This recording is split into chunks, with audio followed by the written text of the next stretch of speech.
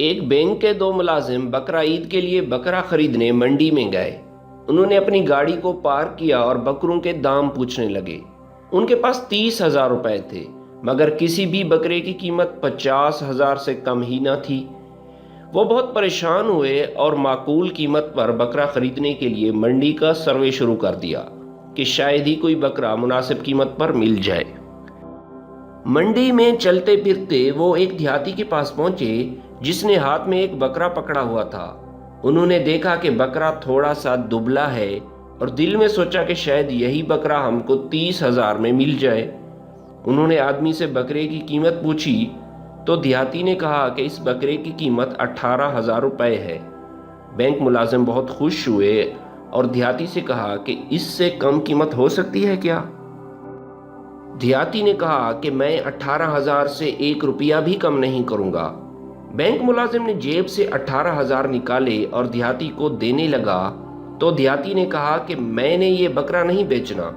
Bank ملازم نے کہا پھر آپ ادھر کیا کر رہے ہیں؟ دیہاتی نے کہا کہ میں ایک مزدور ہوں جو گدھا گاڑی چلاتا ہوں۔ میرا گدھا مر گیا ہے اور میں یہاں گدھا خریدنے آیا ہوں، مگر کوئی بھی شخص مجھے اس بکرے کے بدلے میں گدھا دینے کو تیار نہیں ہے۔ منڈی کے کونے میں ایک شخص کا گدھا مجھے پسند آ گیا ہے۔ آپ مجھے اس شخص سے گدھا خرید کر دے دیں تو میں یہ بکرا آپ کے حوالے کر دوں گا۔ انہوں نے سوچا کہ شاید گدھا بکرے سے کم قیمت پر ہی مل جائے۔ وہ دونوں منڈی کے کونے میں کھڑے شخص کی طرف روانہ ہوئے۔ انہوں نے گدھے کے مالک سے کہا کہ ہمیں یہ گدھا خریدنا ہے، آپ کتنے میں دیں گے؟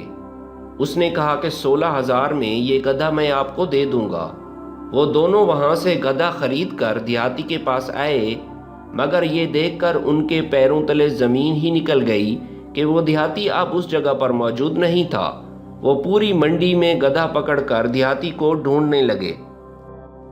آدھا گھنٹہ گزر گیا مگر ان کو دیہاتی نہ ملا۔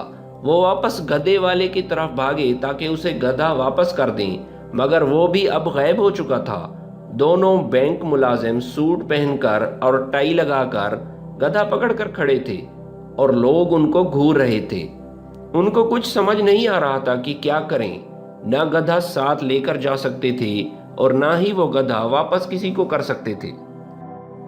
کافی دیر سوچنے کے بعد ان کے دماغ میں ایک ترکیب آئی۔ انہوں نے گدھے کو آزاد کر دیا اور دونوں ایک جگہ چھپ کر بیٹھ گئے۔